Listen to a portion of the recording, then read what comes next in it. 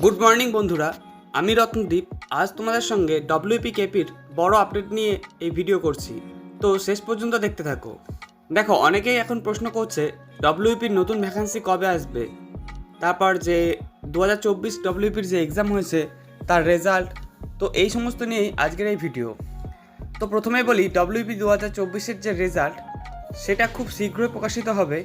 তবে যেহেতু একটা সরকার চেঞ্জ হয়েছে, তো একটু সময় লাগবে। ধরো 30 থেকে 40 দিন মতো সময় লেগে যাবে, কারণ নতুন সরকার গঠন হবে এবং বাজেট পাবলিশড হবে। তারপরেই হয়তো তোমাদের রেজাল্টের খুব সম্ভাবনা রয়েছে, অথবা তোমাদের রেজাল্ট চলে আসলেও জয়েনিং একটু দেরি হতে পারে। অনেকেই জিজ্ঞাসা করছে যে যে কেসটা হয়েছে সেটা কি পিআরবি করেছে। তো আমি বলি এক্ষেত্রে যে পিআরবি কেস করে কেন করবে? রেজাল্ট যদি দেওয়ারই থাকে তো রেজাল্ট তো দিয়ে দিতেই পারে। তো আশা করি যে ওটা পিআরবির সঙ্গে কোনো সম্পর্কিত নয়। এরপর অনেকে জিজ্ঞাসা করছে যে মেডিকেলের কোনো চেঞ্জ হবে নাকি। তো বলি যে যে সেন্ট্রালের যে সরকার আছে সেটা যখন রাজ্যে এসছে, তার মানে নিশ্চয়ই যে সেন্ট্রালের মতোই যে মেডিকেল হবে এমনটা নয়। ডব্লিউপির কিছু গাইডলাইন্স রয়েছে মেডিকেলের ক্ষেত্রে, তো সেইগুলো হলেই হবে।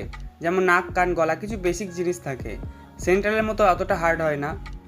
অনেকে আবার মনে করছে যে যেহেতু সরকার চেঞ্জ হয়েছে তো সিলেবাস এবং মাঠ এগুলো হয়তো চেঞ্জ হবে। তো এগুলো সম্পর্কে এখনও কোনো আইডিয়া নেই, কেউই দিতে পারবে না। তবে অনেকেই হয়তো ভুল রটাচ্ছে, তো এগুলো থেকে বিরত থাকো। এখনও পর্যন্ত কোনো রকম কোনো আপডেট নেই যে এগুলো চেঞ্জ হবে বলে। এর পাশাপাশি কেপির আপডেট নিয়ে ডব্লিউপি কেপির যৌথ মঞ্চ চেষ্টা চালাচ্ছে যে যেহেতু কেপিতে কোনো আইনি জটিলতা নেই, অর্থাৎ কোনো কেসের কোনো সিস্টেম নেই, সেহেতু কেপির যেহেতু পরীক্ষা হয়ে গেছে তার রেজাল্ট এবং মার্ক যাতে খুব দ্রুত হয় সে ব্যাপারে একটা ডেপুটেশন দিতে পিআরবির সঙ্গে। এরপরেও অনেকে বিভ্রান্তিতে রয়েছে যে হয়তো প্যানেল বাতিল হয়ে যাবে।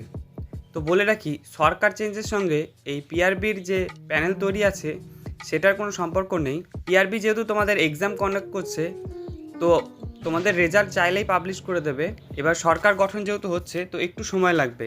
নতুন ভ্যাকান্সি যেহেতু প্রচুর পরিমাণে শূন্যপদ রয়েছে, তো নতুন যে সরকার আসছে তাদের কাছে অনেক আবেদন করবে যে নতুন ভ্যাকান্সি দেওয়ার জন্য। তো আশা করি দুর্গাপুজোর মধ্যে তোমাদের নতুন ভ্যাকান্সি আসতে পারে।